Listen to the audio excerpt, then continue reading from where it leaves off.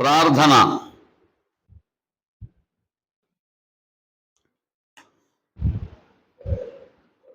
ఆకాశ మహాకాశములో పట్టజాలని సృష్టికర్త, పూజారుకుడా,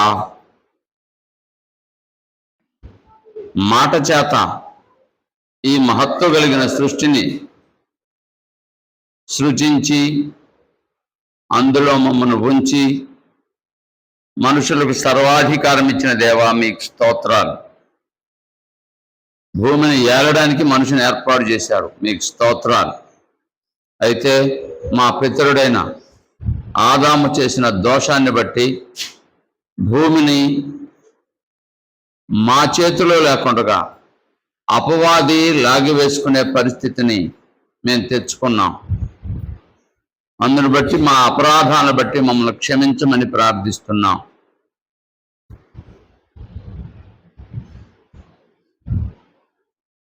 అనేక విధాలుగా తిరిగి అపవాదిని జయించటానికి మనుషులను మీరు ఏర్పాటు చేశారు. ఏ ఒక్కరూ అపవాదిని జయించలేకపోయారు. అందును బట్టి చింతిస్తున్నాం. కడకు మీ కుమారుని క్రీస్తు ప్రభువును పంపించి అపవాదిని జయించేలాగా మరణాన్ని, పాతాళాన్ని మేము తప్పించుకునేలాగా చేసిన ఏర్పాటును బట్టి మీకు స్తోత్రాలు. ఆ ఏర్పాటులోకి మమ్మల్ని పిలిచినందుకు మీకు స్తోత్రాలు. అది మాకు తెలియజేసిన వారిని బట్టి మీకు కృతజ్ఞతలు. ఇంకా ఎవరు ఈ ఏర్పాటును గ్రహించకుండా ఉన్నారో గ్రహించేలాగా వారి హృదయాలు తెరవమని ప్రార్థిస్తున్నాం. ఈ ఏర్పాటులోకి అనేకులు వచ్చి నిత్య జీవాన్ని స్వతంత్రించుకునేలాగా సహాయం చేయమని మనవి చేస్తున్నాం. ఆరాధించడానికి కూడి వచ్చాము నాయన, దయతో జ్ఞాపకం చేసుకోండి. మా మనసు, ఆత్మ, శరీరము మా స్వాధీనంలో ఉంచుకొని మీకు ఇష్టమైనట్టుగా ఈ స్థలంలో ఆరాధించటానికి, కీర్తించటానికి మాకు నేర్పించండి. వచ్చిన వారందరినీ జ్ఞాపకం చేసుకొని వారిని, వారి కుటుంబాలని, వారిని బట్టి వారి కుటుంబాలని దీవించండి. రాక వెనుకబడిన వారిని జ్ఞాపకం చేసుకొని సరి అయిన విధంగా మీ సన్నిధికి వచ్చేలాగా వారిని ప్రేరేపించమని ప్రార్థిస్తున్నాం. ఈరోజు మాత్రమే కాదు నాయన, రాబోయే రోజుల్లో క్రమంగాను మర్యాదగాను మీకు మహిమ తెచ్చే విధంగా వారు జీవించటానికి నేర్పించమని మనవి చేస్తున్నాం. అన్నింటికి మించి ఇక్కడ జరిగే కార్యక్రమానికి మీరు తోడుగా ఉండి జరిగించి మహిమ పొందండి. మా రక్షకుడైన యేసుక్రీస్తు వారి శ్రేష్టమైనటువంటి నామం ద్వారా ఈ ప్రార్థన మీ సన్నిధిలో విన్నవించుచున్నాము తండ్రి.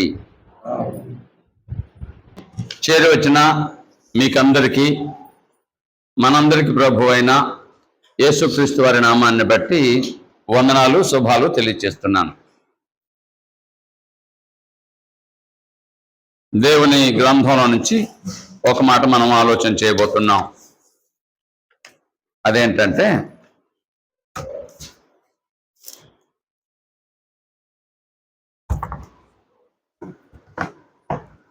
యేసు ప్రభు వారు ఎందుకు భూమి మీద జన్మించవలసి వచ్చింది అంటే, యేసు ప్రభు వారు ఎందుకు భూమి మీద జన్మించవలసి వచ్చింది అంటే 3 కారణాలు గత వారంలో మనం విన్నాం. మొదటి కారణం ఏమది? తండ్రి చిత్తం నెరవేర్చు. అపవాదిని జయించడానికి స్త్రీ సంతానంగా రావాలని, అపవాదిని జయించడానికి స్త్రీ సంతతిగా రావాలని మనం నేర్చుకున్నాం. అలాగే జరిగింది.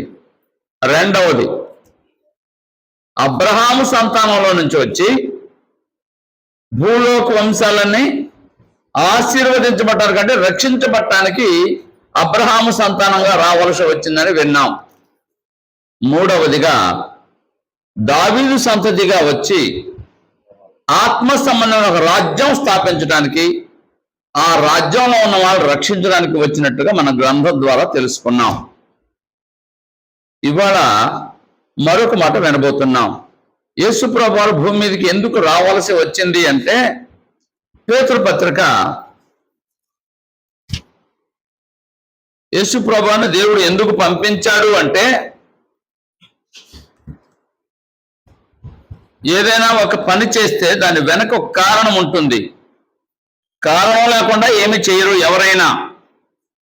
ఒకవేళ చేశారంటే వారు సరైన వారు కారు, ఏదో సరదాగా చేసినట్టు కుదిరేది కాదు. కారణం ఉండాలి. పేతురు రాసిన మొదటి పత్రిక 2వ అధ్యాయము 21వ వచనం చదువుదాం. క్రీస్తు కూడా మీ కొరకు బాధపడి మీరు తన అడుగుజాడల యందు నడుచుకున్నట్లు మీకు మాదిరి ఉంచిపోయాను.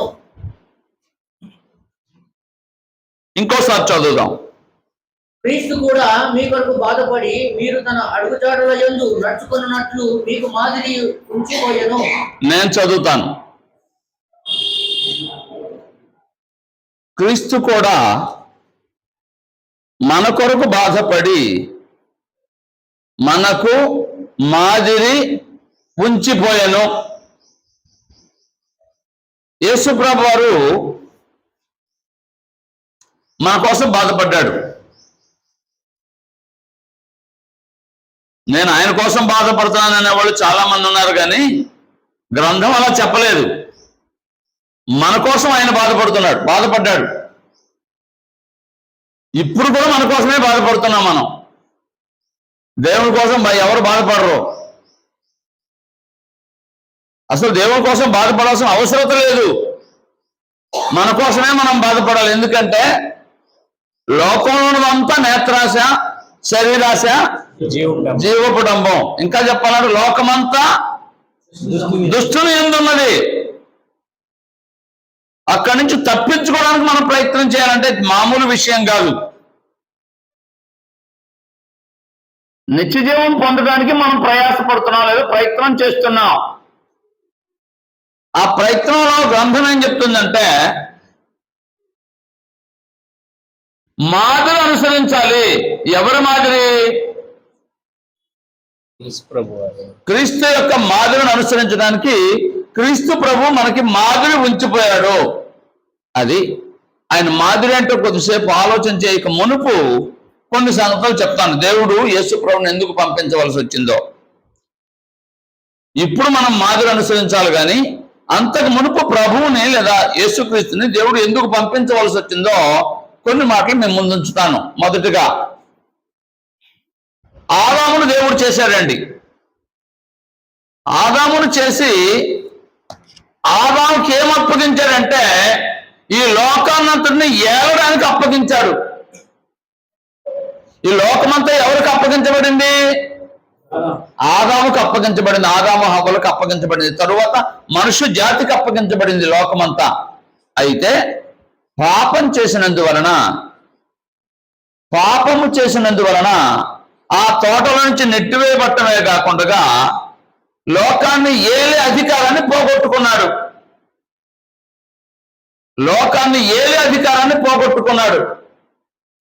అపవాది అంటాడు, ఇదిగో ఇదంతయు నాకు ఎవరు చెప్తారు? అప్పగింపబడి ఉన్నది. ఇదంతా నాది. నీవు నమస్కారం చేసావంటే నీకు ఇచ్చేస్తాను ఈ లోకమంతా. యేసు ప్రభుతోనే మాట్లాడాడు. అంటే ఈ లోకమంతా ఎవరిదంటున్నాడు? అతను నాది అంటున్నాడు. నిజానికి ఎవరు చేశారు లోకాన్ని? దేవుడు చేశాడు. ఎవరి కోసం చేశాడు? ఆదామవుల మానవ జాతి ఏలడానికి దేవుడు చేస్తే ఏలే అధికారాన్ని పోగొట్టుకున్నాడు. చాలాసార్లు వారికి ఇవ్వబడిన సామర్థ్యాన్ని వినియోగించుకోరు, పోగొట్టుకుంటారు. జ్యేష్ఠ కుమారుడుగా జన్మించాడు. ఎవరతను? ఏశావు. ఏం చేశాడు? జ్యేష్ఠ భాగాన్ని ఒక్క పూట కూటి కోసం అమ్ముకున్నాడు. ఆయా కుటుంబాల్లో జ్యేష్ఠులుగా జన్మిస్తారు, కానీ ఆ జ్యేష్ఠులుగా జన్మించిన వారు ఆ అవకాశాన్ని సద్వినియోగం చేసుకోరు, పోగొట్టుకుంటారు. ఎవరికో అప్పగిస్తారు. ఏశావులాగా అంటే పోగొట్టుకుంటారు. దేవుడు ఇచ్చాడు, ఇచ్చిన దాన్ని నిలబెట్టుకోరు, పోగొట్టుకుంటారు. ఆదామవులు పోగొట్టుకున్నారా? నిలబెట్టుకున్నారా? ఏశావు పోగొట్టుకున్నాడా? నిలబెట్టుకున్నాడా? మరొక మాట చెప్తాను. సౌలుకి అప్పగించాడు రాజ్యాన్ని. దేవుడు అనుకున్నట్ట ఈ రాజ్యం తరువాత అంటే సౌలు తరువాత సౌలు కుటుంబానికి, సౌలు సంతతి వారికి ఇవ్వాలనుకున్నాడట. అయితే ఏం చేశాడు అతను? పోగొట్టుకుంటే దావీదుకి ఇవ్వాల్సి వచ్చింది. తరువాత దావీదు సంతతి వారికి శాశ్వతంగా ఇచ్చాడు. ఒకవేళ అతను నిలబెట్టుకొని ఉంటే ఎలా ఉండేది? సౌలు సంతతి వారే రాజుగా ఉండేవారు.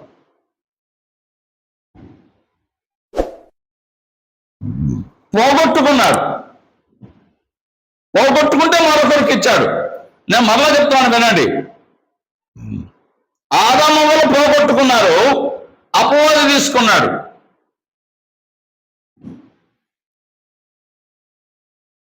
ఏశావు పోగొట్టుకున్నాడు, యాకోబు తీసుకున్నాడు. సౌలు పోగొట్టుకున్నాడు, దావీదు తీసుకున్నాడు. పోగొట్టుకుంటే మరొకరికి దొరుకుతుంది. అది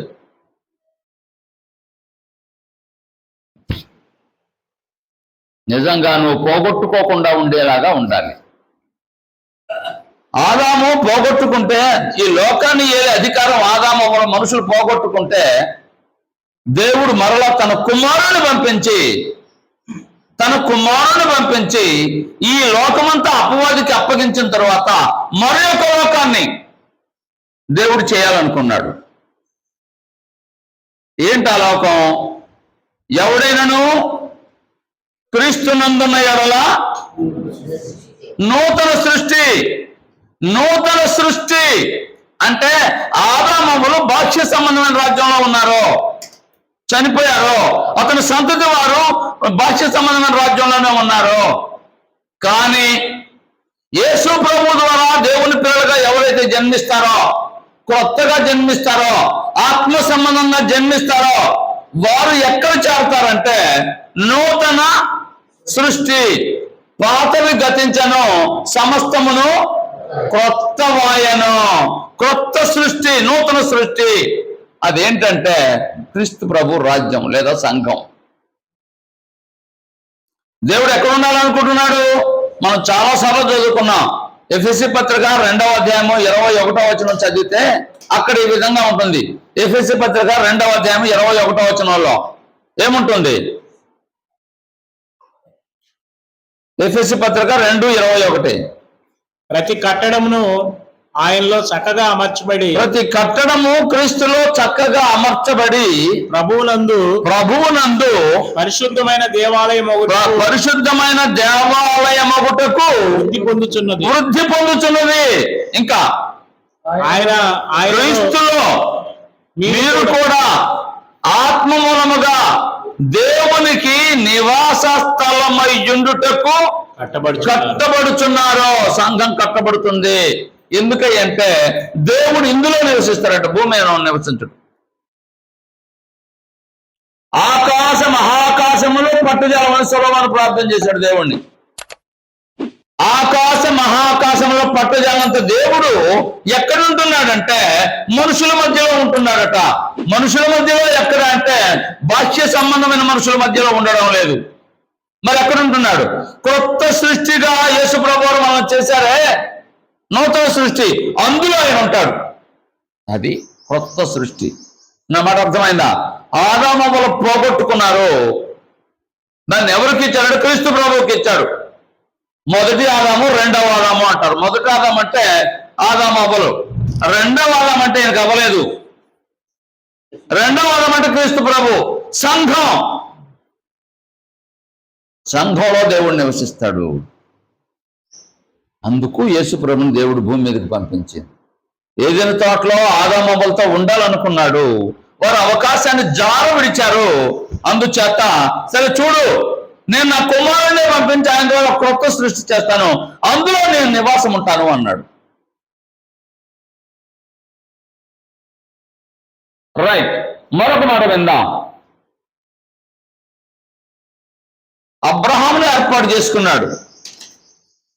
అబ్రహాము సంతానంతో ఉండడానికి దేవుడు అబ్రహామును ఏర్పాటు చేసుకుంటే అబ్రహాం ఏం చేశాడు చెప్పండి? విశ్వాసం కలిగిన వాడే, కానీ శారా ద్వారా సంతానం వచ్చేంత వరకు ఆగలేదు. కొంతమంది తల్లిదండ్రులు పెళ్లి చేసేంత వరకు ఆగరు.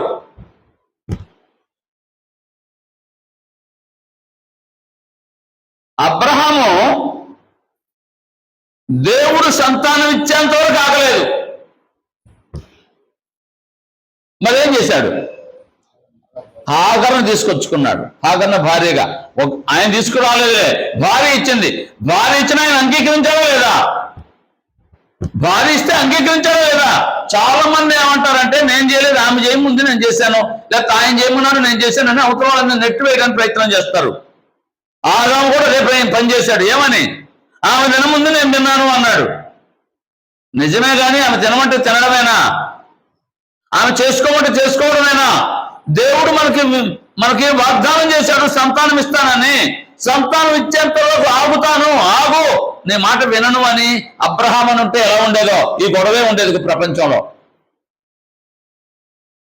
ఇవాళ ప్రపంచం అంతటికి గొడవ ఏంటో తెలుసా మీకు? ప్రపంచంలో పెద్ద సమస్య 2000 సంవత్సరాల నుంచి 2000 సంవత్సరాల నుండి పరిష్కారం కానటువంటి సమస్య. ఏంటా సమస్య? 2000 సంవత్సరాల నుంచి పరిష్కారం కాలేదు. చెప్పనా? ఇశ్రాయేలుకి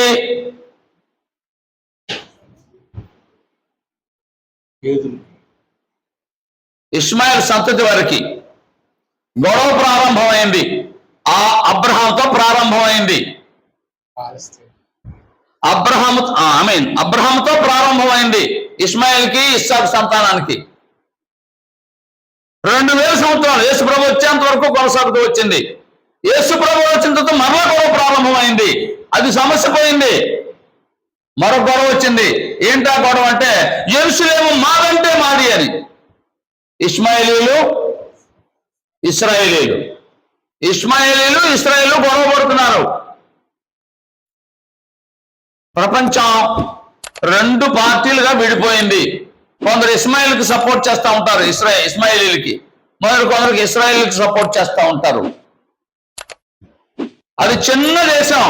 ఎంత అంటే ఆ జనాభా అంతా కలిసి 1 కోటి లోపల, 1 కోటి లోపల. మన రాష్ట్ర జనాభా ఎంత? 5 కోట్ల కంటే ఎక్కువ కదా ఇప్పుడు. ఓకే, 8 కోట్లు అనుకున్నాం, ఇప్పుడు పెరిగింది కాబోలు. సరే, ఏమైనా అంటే మన రాష్ట్రంలో ఎన్నో భాగం? అది 10వ భాగం. చిన్నది అయినా ప్రపంచం అంతా దాని చుట్టూ జరుగుతుంది. పాలు తేనెలు ప్రవహించే దేశం. అందుచేత నాటి నుంచి నేటి వరకు సమస్య పరిష్కారం కాలేదు. ఎవరి వలన తెలుసా? ఏం చెప్పరు? అబ్రహాము వలన. అబ్రహాము కారణం కాదు కానీ అబ్రహాము సంతానం వలన ఇప్పటికీ సమస్య పరిష్కారం కాలేదు. అంటే ఆదరణ చేసుకోకుండా ఉండి ఉంటే ఇంకోలా ఉండేది. నేను ఎవరిది తప్పు ఎవరిది ఒప్పు అని చెప్పడం లేదు, ఇద్దరిది తప్పే. వాగ్దానం చేయబడింది ఇశ్రాయేలుకి, వాగ్దానం నెరవేర్చడం మెస్సియా వచ్చానికి ఆ వాగ్దానానికి వారు వారసులు గారు పోగొట్టుకుని ఇంకా మాదేనని ప్రయత్నం చేస్తున్నారు. అది సమస్య. వారు జయించి ఆక్రమించుకున్నారు, వారి చేతిలో ఉంది.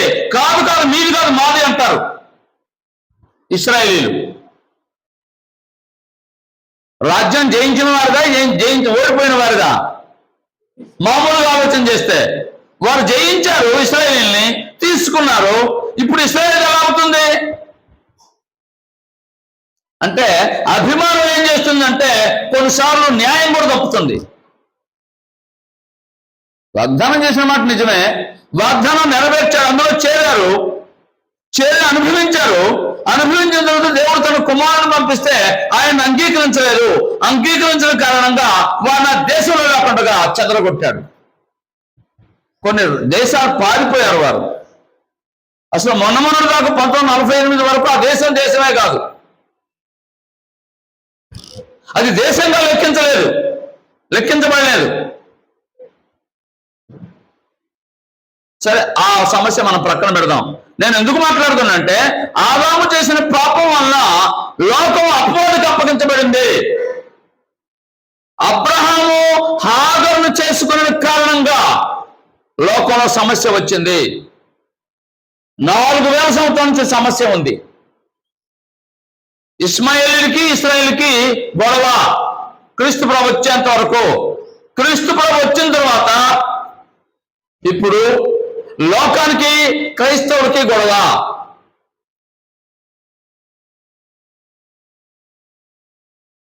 అందులో యూదులు ముఖ్యంగా క్రైస్తవులను హింసిస్తారు. మీరు ప్రకటన గ్రంథం చదివితే మొదటగా క్రైస్తవులను హింసించింది ఎవరంటే యూదులే.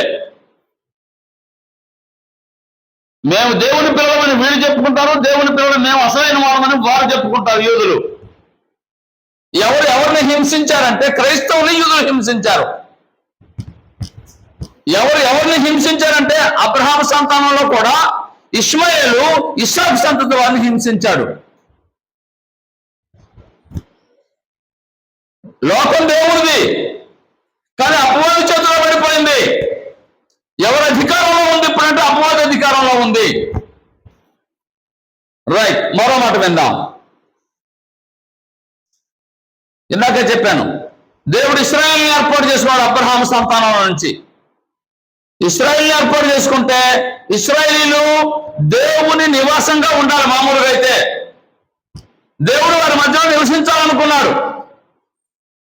ఎటువంటి రాజ్యంగా వారిని చేశాడంటే ఎవరు చెప్తారు? నిర్గమకాండ గ్రంథం 19వ అధ్యాయం 6వ వచనం. ఎటువంటి రాజ్యంగా, ఎటువంటి ప్రజలుగా వారిని చేశాడంటే దేవుడు యాజక రూపమైన రాజ్యంగా చేశాడు. దేవునికి ఇశ్రాయేలు యాజకత్వం చేయాలి, యాజక సంబంధమైన రాజ్యంగా చేశాడు. చదువుతారా? నిర్గమకాండ గ్రంథం 19వ అధ్యాయం 6వ వచనం. సమస్త భూమియు నాదే కదా, దేవుడు చెప్తున్నాడు, లోకమంతా నాదే కదా, మీరు నాకు యాజక రూపకమైన రాజ్యముగాను పరిశుద్ధమైన జనముగాను ఉందురని చెప్పుము. చాలండి. లోకమంతా నాదైనా నేను అక్కడ ఉండడం లేదు. మిమ్మల్ని యాజక రూపమైన రాజ్యంగా ఏర్పాటు చేసుకున్నాను, పరిశుద్ధ జనంగా ఏర్పాటు చేసుకున్నాను, పరిశుద్ధులతో ఉంటాను, యాజకులతో ఉంటాను, అంటే మీతో ఉంటాను అని దేవుడు చెప్పాడు. వారి మధ్యలో ఉండడానికి దేవుడు ఇష్టపడ్డాడు. వారి మధ్యలో ఒక మందిరం ఏర్పాటు చేయించాడు. అందులో ఉండడానికి, ఆరాధించబడటానికి దేవుడు ఏర్పాటు చేస్తే వారి మధ్యలో కొంతకాలం ఉన్నాడు. తరువాత ఏం జరిగిందంటే వారు దేవుని మీద తిరుగుబాటు చేశారు. సణుగులు, గోణుగులు, అవిధేయత ఫలితంగా ఇశ్రాయేలు మధ్యలో కూడా దేవుడు ఉండలేదు. ఇశ్రాయేలు దేవుడు విడిచిపెట్టాడు. ఇందాకే చెప్పాను కదా, ఇశ్రాయేలు దేవుడు విడనాడాడు లేదా విడిచిపెట్టాడు. వారితో ఉండడానికి దేవుడు ఇష్టపడలేదు. ఆ తరువాత ఇశ్రాయేలుకు రాజుగా సౌలు ఉన్నాడు. ఇందాకే చెప్పాను కదా, సౌలుని విడిచిపెట్టాడు, దావీదుని ఏర్పాటు చేసుకున్నాడు. పోనీ దావీదైనా తిన్నగా ఉన్నాడా అంటే, దావీదు తిన్నగా ఉన్నాడా చెప్పండి? దావీదు పొరపాటు ఏంటో చెప్పండి? దేవుడు అన్నమాట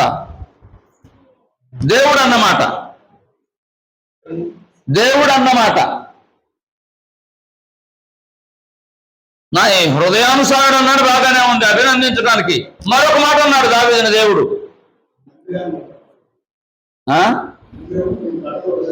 అదే ఎందుకు ఆయన ఉండాలని ఆయన ఇష్టపడుతుంటే, పరిశుద్ధమైన దేవాలయం కడితే ఉంటానని ఆయన చెప్తుంటే వద్దన్నాడు. ఎందుకు? నీ చేతులు రక్తాన్ని చిందించాయి, అకారణంగా రక్తం చిందించాయి. నువ్వు నా హృదయానుసారుడు అయితే కానీ ఏం చేశావు? రక్తం చిందించావు. నీ స్వార్థం కొరకు రక్తం చిందించావు. ఊరియాని ఏం చేశాడు? చంపించి వేశావు. అలాగే చాలా మందిని చంపించావు. కాబట్టి నీవు దేవుని మందిరం నిర్మించడానికి అనర్హం. మంచిది కాదు అన్నాడు. ఆ తరువాత ఇశ్రాయేల్ రాజ్యంలో, గుర్తుపెట్టుకోండి, ఇశ్రాయేల్ దేశంలో లేదా రాజ్యంలో వారికి 3 వ్యవస్థలను ఏర్పాటు చేశాడు దేవుడు. 3 వ్యవస్థలను ఏర్పాటు చేశాడు. మొదటి వ్యవస్థ యాజకత్వము. యాజకులు అంటే బైబిల్ భాషలో చెప్పాలంటే దేవుడికి ఆహారం అందించేవారు. దేవుడు తింటాడా అంటే దేవుని సంతోషపెట్టడానికి వారు ఏం చేసేవారంటే యాజకత్వం చేసేవారు. రెండవ వ్యవస్థ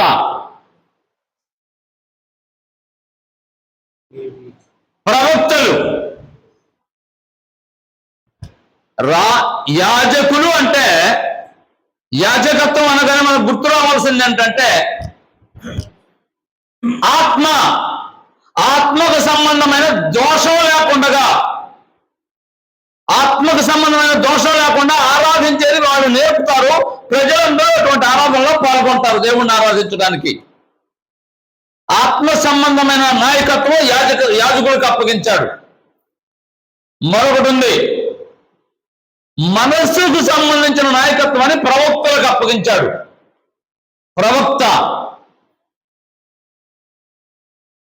మనస్సుకు సంబంధించినటువంటి నాయకత్వాన్ని ప్రవక్తలకు అప్పగించాడు. అమ్మా నువ్వు ఇటు వచ్చి కూర్చోమ్మా.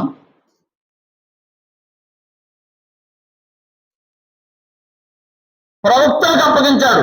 దేనికి సంబంధించింది? వారి మనసును సరిచేయటానికి. మానసిక స్థితి, ఆత్మ సంబంధమైన స్థితి యాజకులు, మానసిక సంబంధమైన స్థితి ప్రవక్తలు. వారు సరిచేయటానికి ప్రవక్తలు ఇశ్రాయేలీయుల్ని. మూడవది రాజరికం అంటే రాజు దేనికంటే వారి శరీరాలను కాపాడటానికి, అంటే ఇతర దేశాల నుంచి కాపాడటానికి, శరీరాలను కాపాడటానికి. అంటే మనిషి అంటే శరీరము, ఆత్మ, మనస్సు, ఇంకా చాలా ఉన్నాయి. 3 విధాలుగా ఉంటాడు. త్రికరణ శుద్ధిగా అంటారు కదా, అది శరీరం బాగుండాలి, మనసు బాగుండాలి, ఆత్మ బాగుండాలి. రైట్, మళ్ళా చెప్తాను. అయితే ఇక్కడ ఏం జరిగిందంటే రాజులు అనేవారు రాజ్య కాంక్ష చేత రాజ్యాన్ని విస్తరింపజేయాలనుకున్నారే కానీ దేవుణ్ణి సేవించాలనుకోలేదు. దేవుడు చెప్పినట్టుగా రాజ్యాన్ని పరిపాలన చేయాలి అంటే ధర్మశాస్త్రం వాళ్ళకి రాజ్యాంగ చట్టాన్ని అనుసరించకుండా వారి ఇష్టానుసారంగా రాజులు పరిపాలన చేశారు. వారి ఇష్టానుసారంగా రాజులు పరిపాలన చేశారు రాజ్యాన్ని. కొద్ది మంది మాత్రమే దేవుని చిత్తానుసారంగా పరిపాలన చేశారు, పరిపూర్ణంగా కాదు, కొంచెం. తరువాత మీరు రాజుల గ్రంథం, దినవృత్తాంతాల గ్రంథం చదివితే ఒక పెద్ద మాట కనబడుతుంది. యథార్థముగానే ప్రవర్తించను గాని అని, అయితే అని 2 పదాలు ఉపయోగిస్తూ ఆ 2 పదాలకు తరువాత ఏమంటాడంటే యెరోబోము జీవితాన్ని అనుసరించాడు, యెరోబోము సంతతిలాగా ప్రవర్తించాడు, లేకపోతే ఉన్నత స్థలంలో పడగొట్టలేదు, అది చేయలేదు, ఇది చేయలేదు నేరం ఆరోపిస్తాడు. పరిపాలన బాగానే చేశాడంట, మళ్ళీ ఇవి చేయలేదంట, అంటే దేవుడు కోరినట్టుగా పూర్ణంగా చేయలేదని.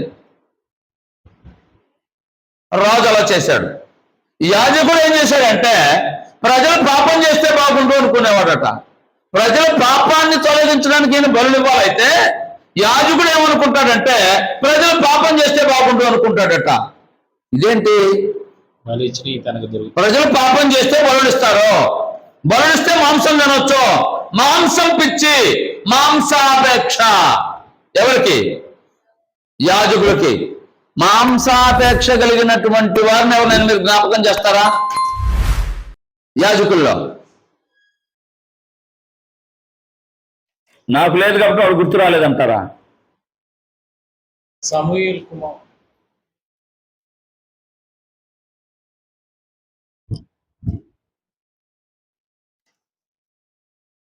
వాళ్ళు ఆ బలిచ్చిన తర్వాత ఉడికిన తర్వాత తీసుకోవచ్చట. అసలు ఉడకకుండగానే అయ్యా అది ఉడికితే మేము తినాం, పచ్చి మాంసం తీసుకురండి అనేవారట. ఇలాంటి వారు ఆ రోజే కదా ఈ రోజు కూడా ఉన్నారు. మాంసాపేక్ష ఎవరు వారు? యాజకులు. రాజామో రాజ్యకాంక్ష. అర్థం కావడానికి చెప్తాను. రాజ్యమంతా అప్పగించాడు సొలొమోనుకి. ఎంతమందిని చేసుకున్నాడు? చాలా మంది 700 మంది రాజకుమార్తెలను చేసుకున్నాడు, మామూలు వాళ్ళ కాదు. ఇంకా మళ్ళా 700 మంది రాజులు ఉన్నారు కదా, రాజుల కుమార్తెలు 700 మందిని చేసుకున్నాడు. అది చాలదన్నట్టు 300 మందిని ఉపపత్నులను చేసుకున్నాడు. అంటే మొత్తం ఎంత అయింది? 1000 పూర్తి చేశాడు. ఎవరైనా? సొలొమోను. రాజ్యాన్ని అప్పగిస్తే రాజ్యాన్ని పరిపాలన చేయవలసింది, రాజ్యాన్ని ఇతర దేశాల నుంచి కాపాడవలసిన వాడు కాపాడాడు. అయితే యుద్ధం లేకుండా దేవుడు చేస్తాడు, ఏం చేయలేదు. కానీ సొలొమోను చేసిన పని ఏంటంటే ఏ పని లేకపోతే ఏదో పని చేస్తాం. ఏ పని లేకపోతే ఏదో పని చేయడానికి, రాజ్యం అంటే పరిపాలన చేయడానికి ఇతర రాష్ట్రాల నుంచి ఇతర దేశాల నుంచి ఎవరు ఆయన మీదకి రావడం లేదు. దేవుడు చేశాడు అట్లా. దేవుడు చేస్తే అయినా ఇంకా మంచిగా చేయాలి కదా, మంచిగా చేయకపోక స్త్రీలు అయిపోయాడు.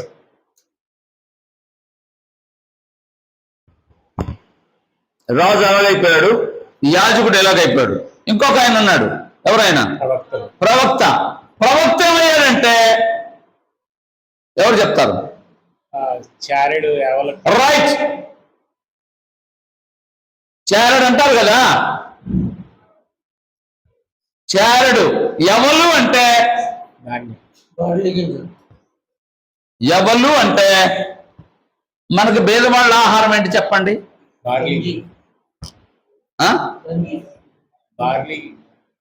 రాగులు మనకి తక్కువగా దొరికేది. రాగి జావ తాగారంటారు, అంబలు తాగారంటారు. ఇశ్రాయేల్ దేశంలో ఎవలు అంటే మనం ఇప్పుడు మాట్లాడుకునేది బార్లీ గింజలు అంటారు కదా, అవి వారి ఆహారం. అంటే బీదవాళ్ళ ఆహారం అది. ఆ బీదవాళ్ళని తీసుకునే ఆహారం ఉంది కదా, అందులో చారడు ఎవరు పెడితే ఈ ప్రవక్తట అతనికి ఇష్టమైనట్టుగా ప్రవచిస్తాడట. దేవుని చిత్తం చెప్పడం కాదు, ఎవరు ఇష్టం వచ్చినట్టు పెట్టినోడు చారడు ఎవరు పెట్టినోడు ఇష్టం వచ్చినట్టుగా ప్రవచిస్తాడట. ఇవాళ కూడా చాలా మంది బోధకులు అలా తయారయ్యారు. బైబిల్ పట్టుకొని దీనివల్ల బ్రతకాలని ఆలోచన చేసేవాళ్ళు చాలా మంది ఉన్నారు.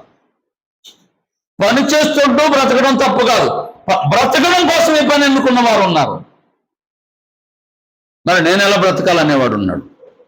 అయ్యా అది కాదు ఇదంటే వినరు. అది ఆనాటి నుంచే వచ్చింది, ఇశ్రాయేలు అలా చేశారు. అందుకని దేవుడు ఏం చేశాడంటే ఇప్పుడు మనం ఈ కోణాలను పక్కన పెట్టి యేసు ప్రభువుని ఆదాముకు బదులుగా మరొక ఆదంగా చేశాడు, రెండవ ఆదంగా చేశాడు. ఈయన ఎందుకు వచ్చాడు రెండవ ఆదంగా? కొత్త సృష్టి చేసి అందులో దేవుడు నివసించేలాగా చేయటానికి. నా మాట మీకు అర్థమైందో లేదో?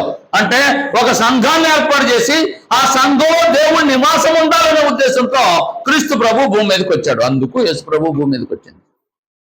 రెండవ మాట, అబ్రహాము సంతాన స్వభావాన్ని ధరించుకొని అంటే దూతల స్వభావాన్ని ధరించుకోకుండా మానవ స్వభావాన్ని ధరించుకున్నాడు. అబ్రహాము సంతాన స్వభావం ధరించుకొని, అబ్రహాము సంతానం వారు తప్పు చేశారా, తప్పు చేయలేదా? పాపం చేశారా, చేయలేదా? చేశారు. కానీ యేసు ప్రభు ఆ స్వభావాన్ని ధరించుకొని పాపం లేకుండా జీవించాడు.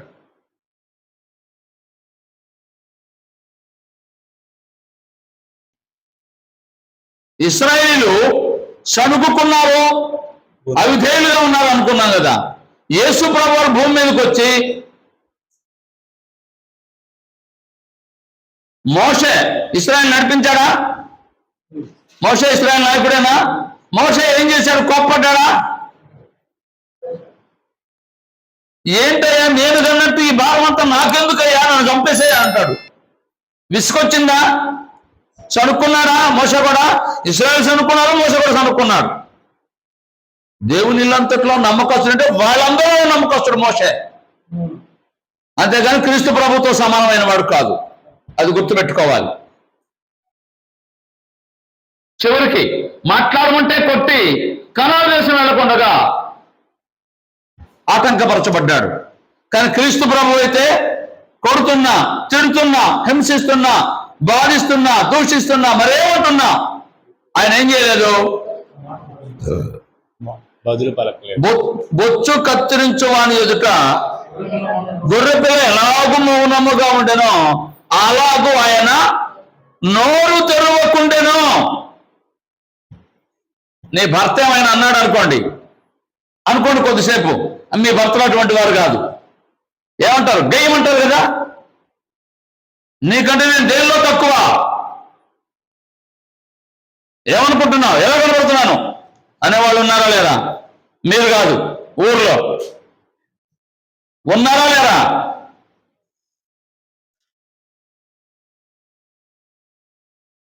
యేసు ప్రభు వారు భూమి మీద ఉన్న వాళ్ళందరికంటే గొప్పవాడా తక్కువవాడా? పరలోకము కంటే గొప్పవాడా తక్కువవాడా? ఒక్క దేవుడు మినహాయిస్తే అందరిలో అతి శ్రేష్ఠుడు, అంతకంటే గొప్పవాడు మరొకడు లేడు. ఆయన భూమి మీదకి వచ్చి సామాన్యమైనటువంటి వారు కొడుతుంటే, తిడుతుంటే, దూషిస్తుంటే, ఉమ్మి వేస్తుంటే, ఏదో ఒక ప్రవచనం చెప్పని హేళన చేస్తూ ఉంటే యేసు ప్రభువు ఏమన్నారు?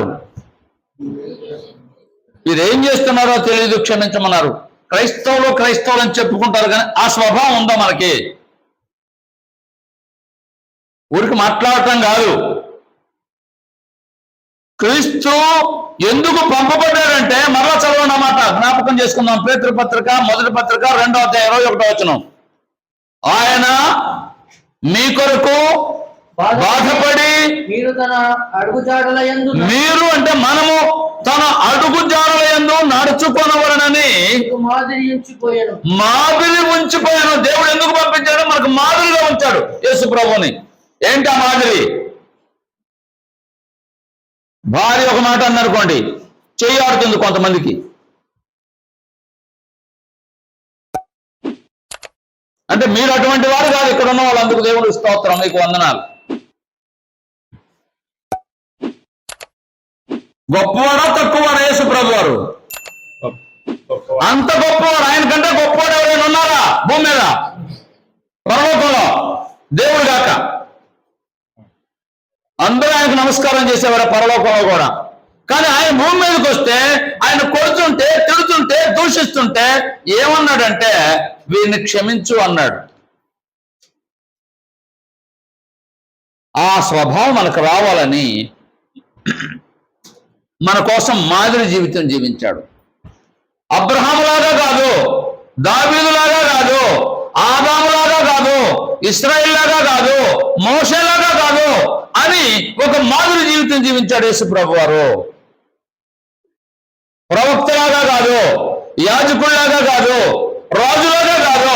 నేను ప్రవక్తనే, కానీ ఎటువంటి ప్రవక్తనంటే నా మాట మాట్లాడను, దేవుడు ఇచ్చిన మాట మాట్లాడతాను. నేను రాజునే. ఏ రాజునంటే దేవునికి అధికారానికి లోబడి నేను పరిపాలన చేస్తాను. నేను యాజకుడినే, దేవుని సంతోషపెట్టేలాగా యాజకత్వం చేస్తాను, నా స్వార్థం కొరకు కాదు. ఇది యేసు ప్రభు మనకు నేర్పించిన మాదిరి. యేసు ప్రభు భూమి మీదకి ఎందుకు వచ్చాడంటే, ఎందుకు పుట్టవలసి వచ్చిందంటే, ఇప్పుడున్న ప్రజలందరూ ఆ మాదిరిని అనుసరించడానికి దేవుడు భూమి మీదకి పంపించాడు ఆయన్ని. క్రైస్తవులు చెప్పుకుంటున్నారు కానీ మాదిరిని అనుసరించడం లేదు. మాదిరిని అనుసరిస్తే, ఓసారి ఓ ఎస్ఐ గారు వచ్చారు ఇక్కడికి, చూశారు. అందరూ ఇలా చేస్తే మేము రావాల్సిన అవసరం లేదండి అన్నారు.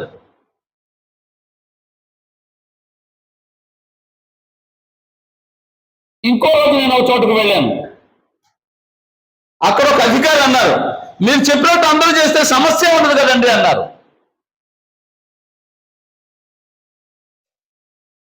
ఎందుకు ఆ శాఖ ఉందంటే మన మధ్యలో సమస్య లేకుండా తీర్చడానికి. కానీ మనం ఏం చేస్తున్నామంటే సమస్యలు సృష్టిస్తున్నాం. అసలు సమస్య లేకుండా ఉండాలి. నీ వల్ల సమస్య రాకూడదు. యేసు ప్రభువు ఒక మాట అన్నారు, మీకు గుర్తుందా? ఎవరు చెప్తారు ఈ సందర్భంలో?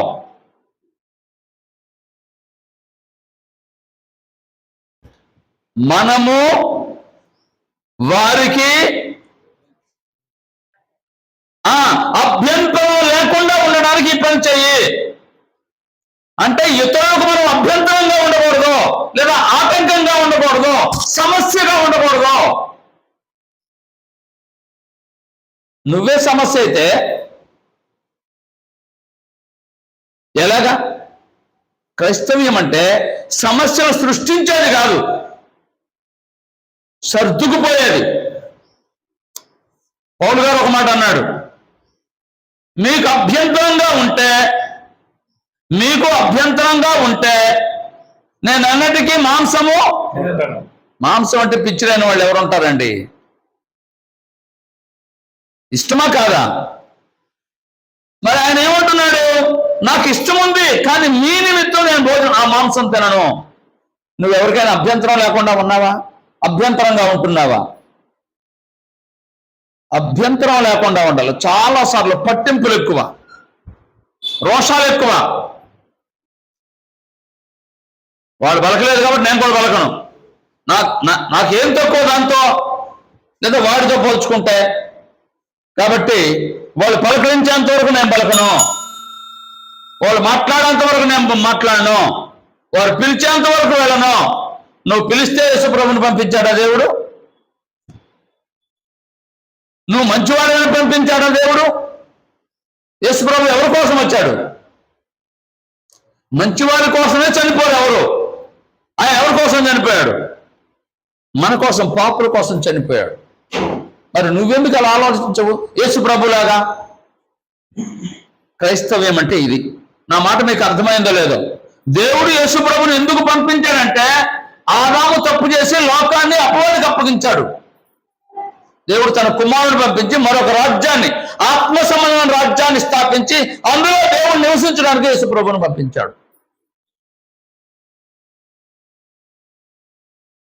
నువ్వు ఆ రాజ్యంలో ఉన్నావా? అసలు ఆత్మ సంబంధిగా ఉంటున్నావా, శరీర సంబంధిగా ఉంటున్నావా? యేసుప్రభు ఒక పేరు పెట్టాడు. శరీర సంబంధం ఉన్న వారికి యేసుప్రభు ఒక పేరు పెట్టారు. ఏంటా పేరు?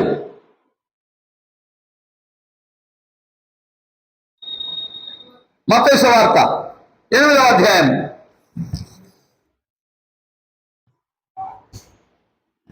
మత్తయి సువార్త 8వ అధ్యాయం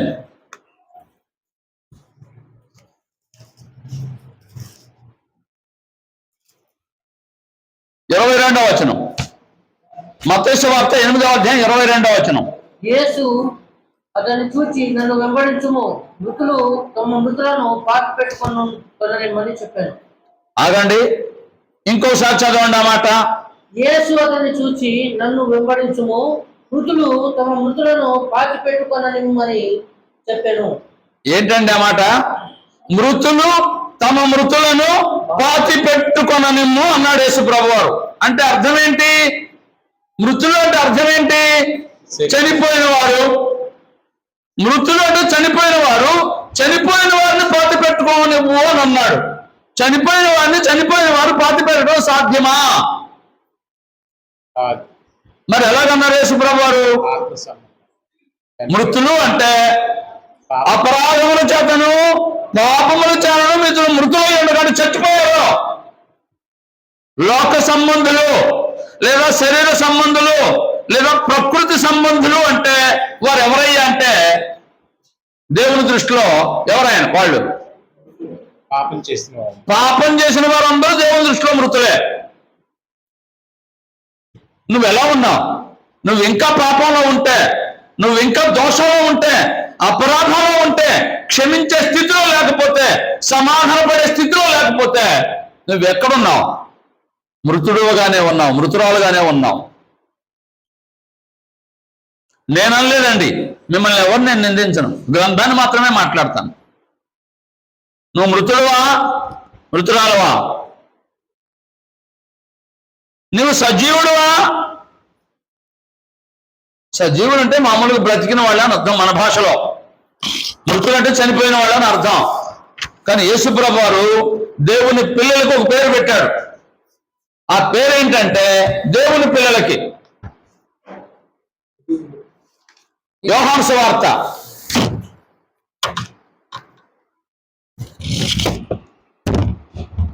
8వ అధ్యాయం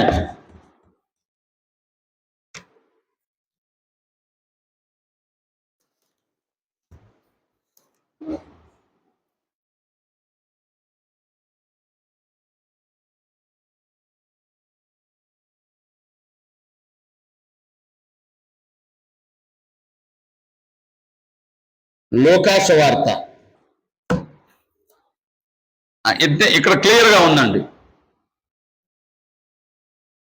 20వ అధ్యాయం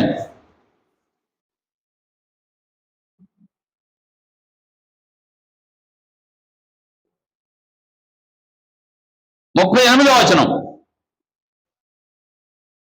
పొదను గురించిన భాగములో ప్రభు అబ్రహాము దేవుడనియు ఇస్సాకు దేవుడనియు యాకోబు దేవుడనియు చెప్పుచు, అబ్రహాము ఇస్సాకు యాకోబుల దేవుడని చెప్పుచు మృతులు లేదురని మోసే సూచించను.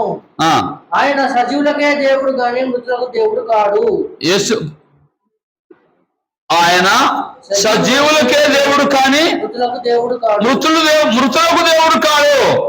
ఆయన దృష్టికి అందరూ జీవించుతున్నారని వారికి ఉత్తరం ఇచ్చెను. విన్నారండి? ఇంకోసారి చదువుతాను, జాగ్రత్తగా వినండి. ఆయన సజీవులకే దేవుడు కానీ మృతులకు దేవుడు కాడు. చాలాసార్లు చెప్పే మాటలను అర్థం చేసుకోకుండా అపార్థం చేసుకుంటూ ఉంటారు. యేసు ప్రభువు వారు ఎవరి కోసం చనిపోయారు?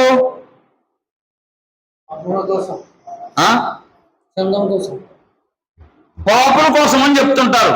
నిజమే, పాపులైన వారు దేవుడు యేసు ప్రభు దగ్గరికి వస్తే మార్పు చెంది రక్షించబడటానికి ఆయన సంఘం కోసం, పాపులైన వారు సంఘంలో చేరడం కోసం ఆయన పాపుల కోసం చనిపోయాడు.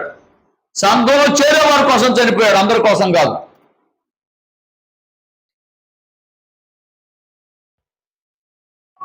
దేవుడు ఎవరికి దేవుడు? సజీవుల కంటే పాపం చేయని వారు, పాపము లేని వారికే దేవుడుగా ఉంటాడు ఆయన. ఒకవేళ నువ్వు పాపం చేస్తే, అపరాధంలో ఉంటే, దోషంలో ఉంటే, క్షమించే స్థితిలో లేకపోతే యేసు ప్రభులాగా నువ్వు పాపివే, నువ్వు మృతుడివే లేదా మృతురాలవే. ఆయన నీకు దేవుడుగా ఉండడు. దేవుడా దేవుడా అని ప్రార్థన చేస్తాం, ప్రభువా ప్రభు అని ప్రార్థన చేస్తాం. ఆయన అంటాడు, ప్రభువా ప్రభు అని పిలిచి ప్రతి వాడు పరలోక రాజ్యంలో చేరడు, నా తండ్రి చిత్తం చొప్పున చేసేవాడే చేరతాడు. దేవుడు అంటాడు, మీరు దేవుడా దేవుడు అని ప్రార్థన చేస్తున్నారో మీ హృదయంలో ఇంకొకరు పెట్టుకొని నేను చెప్పినట్టు చేయకుండా దేవుడా దేవుడా దేవుడా అంటే మీకు నేను దేవుడిగా ఉండను. ఆయన దేవుడు ఎవరికంటే ఎవరికి ఆయన దేవుడు అంటే పాపము లేని వారికి దేవుడుగా ఉంటాడు. నీకు దేవుడుగా ఉండడు. ఒకవేళ పాపంతో ఉంటే, పాపంలో ఉంటే మనం ఏమనుకుంటామంటే మన దేవుడే కదా అనుకుంటాం. ఇశ్రాయేలు అలాగే అనుకున్నారు, మన దేవుడే అనుకుంటున్నారు. ఇప్పటికి కూడా ఇశ్రాయేలు మా దేవుడు అనుకుంటున్నారు. ఇశ్రాయేలు ఏమనుకుంటున్నారు తెలుసా? మా దేవుడు అనుకుంటున్నారు. వాళ్ళకి దేవుడే కాదు ఆయన. ఇశ్రాయేలు దేవుడు కాదు ఇప్పుడు ఆయన. ఎవరికి దేవుడు అంటే దేవుడు తన కుమారుణ్ణి ఎవరినైతే పంపించారో ఆ కుమారుణ్ణి ఎవరైతే అంగీకరిస్తారో వారికి దేవుడుగా ఉంటాడు. కుమారుణ్ణి అంగీకరించిన వారికి ఆయన దేవుడుగా ఉండనే ఉండడు.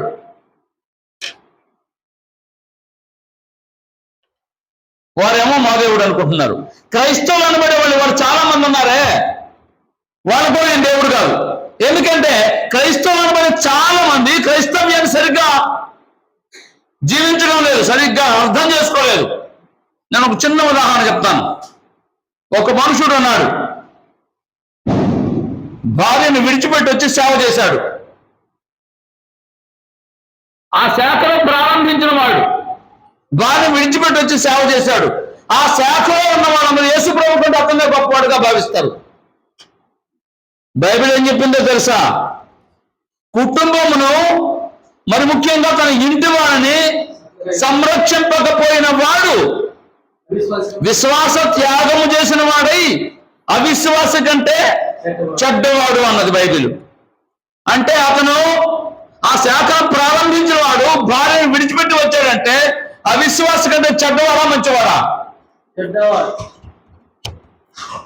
ఆ శాఖను ప్రారంభించిన వాడే చెడ్డవాడైతే ఆ శాఖలో ఉన్న వాడు మంచివాడా చెడ్డవాడా?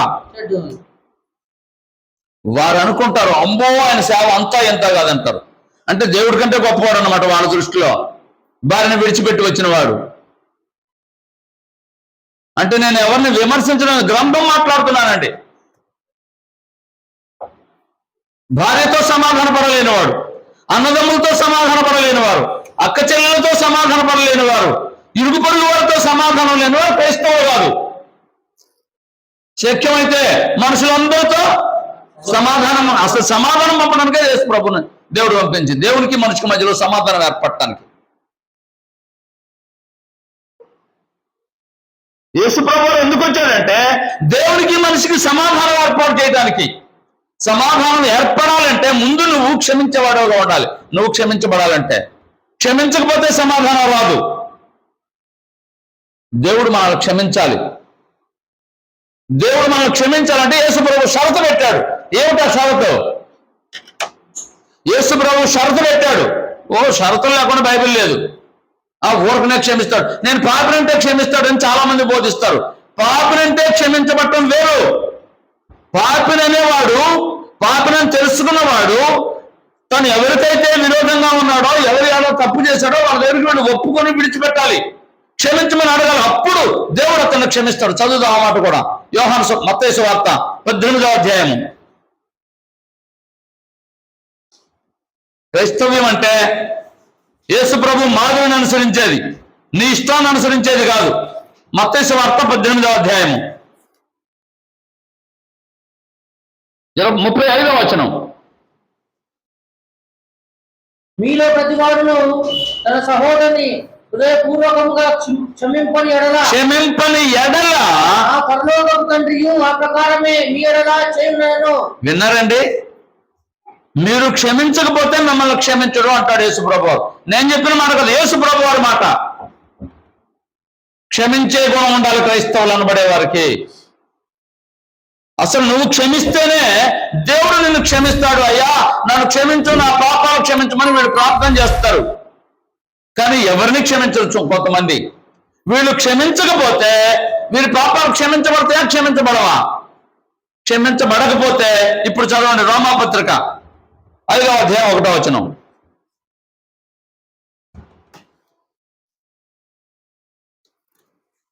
కాబట్టి విశ్వాస మూలమున మనం నీతిమంతులుగా తీర్చబడి మన ప్రభు అయిన యేసుక్రీస్తు ద్వారా దేవునితో సమాధానం కలిగి ఉందము. అది దేవునితో సమాధానం కలిగి ఉండాలంటే,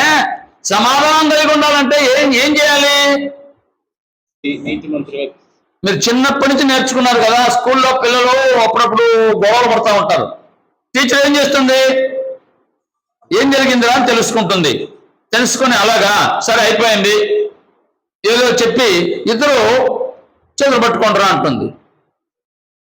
అంటే ఇక్కడి నుంచి ఏం కాకూడదు, మీరు గొడవలు పడకూడదు, గొడవ మర్చిపోండి, ఇక సమాధానంగా ఉండమని చిన్నప్పుడే నేర్పిస్తారు టీచర్ మనకి. యేసు ప్రభు నేర్పిన బోధే. కానీ వీళ్ళు చెప్తారు కానీ చెయ్యరు. క్షమించరు, క్షమించబడరు. క్షమించకపోతే క్షమించబడరు, క్షమించబడకపోతే దేవునితో సమాధానము లేదు. నేను ఎంతసేపు చెప్పింది ఒక్కటే. యేసు ప్రభువును దేవుడు ఎందుకు పంపించాడంటే ఆయన మాదిరిని మనం అనుసరించాలి. ఎవరు మాదిరిని? యేసు ప్రభు మాదిరిని. పౌలు అన్నాడు, నేను క్రీస్తుని పోలి అంటే క్రీస్తు మాదిరిగా జీవిస్తున్నాను అన్నాడు. సహోదరుడా, సహోదరి, నీవు క్రీస్తు ప్రభువును పోలి నడుచుకోవడానికి ప్రయత్నం చేస్తున్నావా? పౌలులాగా మాదిరిని అనుసరిస్తున్నావా? అయితే ధన్యుడివే, ధన్యురాలవే. ఒకవేళ మాదిరిని అనుసరించకపోతే, అన్యాయం చేస్తే, నువ్వనుకున్నది న్యాయం కాదు, నువ్వనుకున్నది న్యాయం కాదు, అది నాది, నా కుటుంబం, నా కుటుంబం, నా వ్యవహారం అనుకుంటారు. నీ కుటుంబమైన లోకమైన న్యాయం ఎక్కడైనా ఒకటే. యేసు ప్రభు మాదిరిని మనం అనుసరించాలి. యేసు ప్రభు మాదిరిని అనుసరించడానికే యేసు ప్రభు వారు భూమి మీద జీవించింది. ఎలా జీవించాడంటే యేసు ప్రభు మాటే, నాలో పాపం ఉన్నదని ఎవరు స్థాపిస్తారు, నిరూపించడం కాదు. నిరూపించడం అంటే రుజువులు చూపించడం అని అర్థం. స్థాపిస్తారని లేనిదాన్ని ఎవరు పుట్టిస్తారని. ఏమి సవాలు విసిరాడండి లోకానికి. నీ వల్ల మాట్లాడగలవా? నీ వల్ల ఉండగలవా? ఉండడానికే దేవుడు మనల్ని ఏర్పాటు చేసుకుంది. ఉండడానికే దేవుడు ఏర్పాటు చేసుకున్నాడు. ఆయన నేను ఎంత భరించలేను అంటారు చాలా మంది. చాలాసార్లు భరించగలిగిన దానికంటే ఎక్కువ పెట్టేటట్టు యేసు ప్రభు దేవుడు శ్రమ. నువ్వు భరించగలిగిన దానికంటే ఎక్కువ పెట్టాడంటే ఆయన దేవుడు కాదు. నా మాట అర్థమైందా? మనం భరించగలిగినంతే శ్రమ వస్తుంది మనకి. యేసు ప్రభు భరించలేనంత వచ్చింది. భరించలేనంత వచ్చిన ఆయన భరించాడు. మనకెంత పంపిస్తాడు దేవుడు? భరించగలిగినంతే పంపిస్తాడు. ఇప్పుడు తన కుమారుడి కంటే మనమే ఎక్కువ ఆయనకి.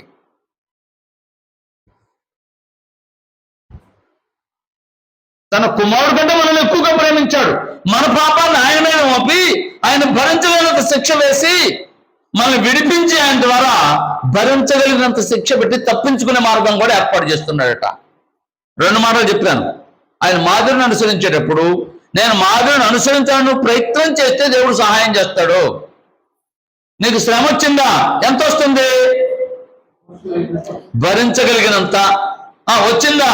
అయ్యా ఇంత శ్రమ అనుభవిస్తున్నాను అయ్యా ఆయన వైపు చూస్తే తప్పించుకునే మార్గాన్ని ఆయన కలుగు చేస్తాడు. తప్పించుకునే మార్గం ఆయన కలుగు చేసిందా కాగా మనం ఏం చేస్తాం? మన సొంత మార్గాలు ఆలోచన చేస్తాం. అందుకే సమస్య వస్తుంది. నేను 2 మార్లు మరలా చెప్తాను. నీకు ఒకవేళ భారం అనిపిస్తే మొయ్యగలిగినంతే కానీ ఎక్కువ కాదు దేవుడు పెట్టింది. రెండవది, ఆ భారంలో నీవు ఉంటే విడిపించుకోవడానికి మార్గాన్ని కలుగు చేస్తాడు. ఆ మార్గం కోసం నువ్వు కనిపెట్టాలి. యేసు ప్రభు సిలువలో ఏం మాట్లాడాడు మీకు తెలుసా? సిలువకు ముందేం మాట్లాడాడు మీరు ఎరుగుదురు కదా. అయ్యా భరించలేనట్టుగా ఉంది, భరించలేనట్టున్నది శ్రమ, రేపు కొంచెం తగ్గించు అని అడిగాడు. ఆయన అడిగాడు భరించలేను తగ్గించు అని. అయినా తగ్గించలేదు ఆయన మన కోసం. తగ్గించేలాగా లేవు నాయన, నేను ఎంత ఏడ్చినా నువ్వు తగ్గించడం లేదు, నీ చిత్తమే సిద్ధించను కానీ దేవుని చిత్తానికి అప్పగించుకున్నాడు. అయితే సిలువ వేయబడి చనిపోయాడు, సమాధి చేయబడ్డాడు. దేవుడు విడిచిపెట్టాడు ఆయన్ని. మరి ఏం చేశాడు? సమాధిలో నుంచి తిరిగి లేపి పరలోకమందును భూమి మీద సర్వాధికారం ఇచ్చి అన్ని నామాల కంటే పరిణామంగా హెచ్చించి ఇక మీద ఎవరైనా నా దగ్గరకు రావాలంటే ఈయనే మార్గం, ఈయన చెప్పినట్టు వినాలని ఆయన అధికారిగా చేశాడు. ఎందువలన? దేవుడు కోరినట్టుగా జీవించినందువలన. నీవు కూడా దేవుడు కోరినట్టుగా జీవిస్తే, క్రీస్తు ప్రభు మాదిరిని అనుసరిస్తే దేవుడు తన సింహాసనం దగ్గర నిన్ను కూర్చోబెట్టుకుంటాడు. అటువంటి భాగ్యాన్ని మనం పొందాలని యేసు ప్రభు ఎందుకోసం వచ్చాడంటే నిన్ను మంచి మాదిరిలో నడిపించడానికి వచ్చాడు. మాదిరి జీవితం జీవించాడు. ఆ మాదిరిని మనం అనుసరించడానికి యేసు ప్రభు భూమి మీదకి వచ్చారు. క్రైస్తవం అని చెప్పుకుంటే సరిపోదు కానీ ఆయనలాగా జీవించడానికి ప్రయత్నం చేయాలని తెలియజేస్తూ శ్రద్ధగా విన్నందుకు మిమ్మల్ని అభినందిస్తూ మరొకసారి మీకు ఓ మాట జ్ఞాపకం చేస్తున్నాను. యేసు ప్రభువుని దేవుడు ఎందుకు పంపించాడు? ఈ రోజు పాఠం ఆదాములాగా కాదు, అబ్రహాములాగా కాదు, ఇశ్రాయేలు లాగా కాదు,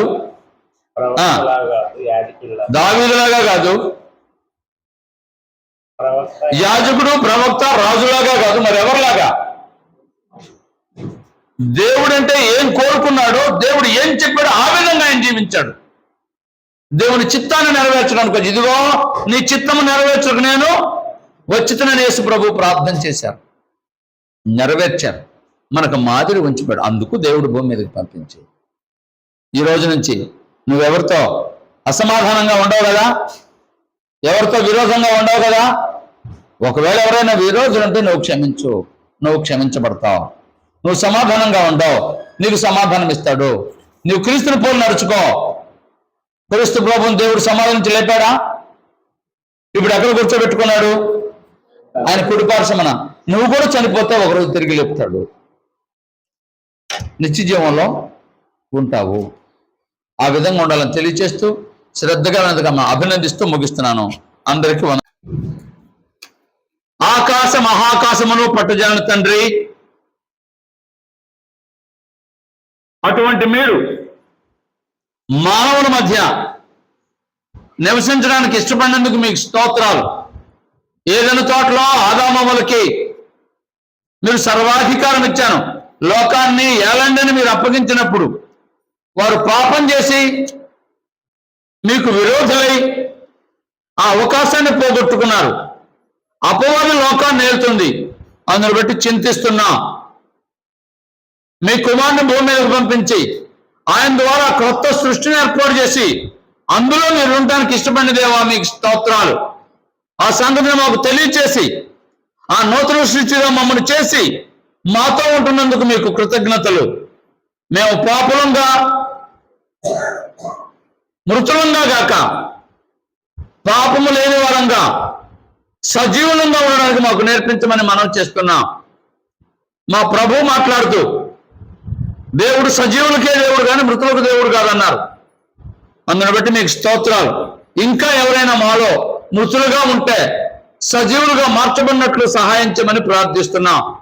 మృతులుగా ఉన్న కృష్ణతేజ మార్పు చెంది బాప్తిస్మం పొంది సజీవుడిగా మార్చబడినందుకు మీకు స్తోత్రాలు. ఆ సజీవత్వాన్ని కాపాడుకుంటూ మరణం వరకు నమ్మకంగా జీవించేలాగా సహాయం చేయండి. సంఘంలో ఆరాధించిన ప్రతి కుటుంబాన్ని, ప్రతి వ్యక్తిని దీవించండి. వారికి కావలసిన మేలులు చేయండి. సంఘం అభివృద్ధి చెందడానికి మేము ఏం చేయాలో, ఎలా చేయాలో మాకు తగిన జ్ఞానము, ఓర్పు, నేర్పు ఇవ్వండి. అన్నింటికి మించి మా ప్రభువుని పోలు నడుచుకునేలాగా, ఆ మాదిరిని నేర్చుకునేలాగా, నడుచుకునేలాగా బల నమ్మకమైన దాసుడా అని మా ప్రభు చేత మెప్పును పొందేలాగా మాకు నేర్పించమని మనవి చేస్తున్నాం. తిరిగి విడిచిన బిడ్డలందరితో మీ ఆశీర్వాదం ఉంచండి. మీ పని కొరకు ఎవరెవరు ఏ విధంగా కానుకిచ్చారో ఆ కానుకను మీ పని కొరకు వినియోగించడం ద్వారా మీకు మహిమ కలుగునట్లు, కానుక ఇచ్చిన వారు దీవించమన్నట్లు సహాయం చేయండి. మా రక్షకుడైన యేసుక్రీస్తు వారి నామం ద్వారా ఈ ప్రార్థన మీ సన్నిధిలో విన్నవించుచున్నాము తండ్రి. ఆమేన్. అందరికీ వందనాలండి.